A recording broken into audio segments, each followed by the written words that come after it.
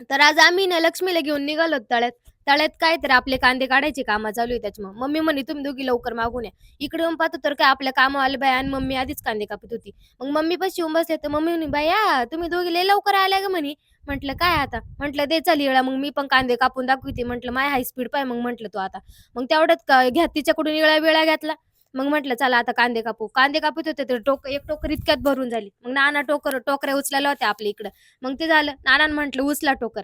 नानाने उचलली बाई टोकर. मग आम्ही दोघी यायच्या आधीच इकडे एक पोळ तयार होती त्यांची. ताऊन आणि मी एक ड्रम भरून आणला छोटासा त्यांना पाण्यासाठी. मग ताऊ तिकडे पाणी देत होते त्यांना. मग म्हटलं आता कांदे कापून बाद झालं. म्हटलं चला आता मी पण टोकऱ्या उचलू लागते. नाना म्हणे तुम्ही दोघी टोकऱ्या उचला. मी पण आराम करतो जरा थकलोय मी. लय तुम्ही दोघींनी घरी आराम केलाय. मग काय टोकऱ्या उचलल्या मी पण.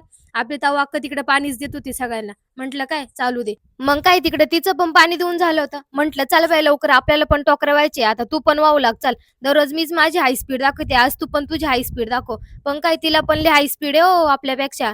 मग ते सगळं झालं. आले मोठ्या मम्मीकडे. मोठ्या मम्मीने तुला सुट्ट्या कधी म्हटलं रविवार सोडून आपल्याला काही सुट्ट्या नाही. म्हणे आपल्याला कुरड्या आणि पापड्या करायच्या. मग इकडे आजी आली. आजी बघा आपली काय म्हणती ती. काय चालू आहे आजी? कांदे कापिते बाई. किती राहिले? अजून लय राहिलेत ना. हा का झाले नाही का अजून? कापायचे, भरायचे, मार्केटला न्यायचे. तितकं ऊन लागत.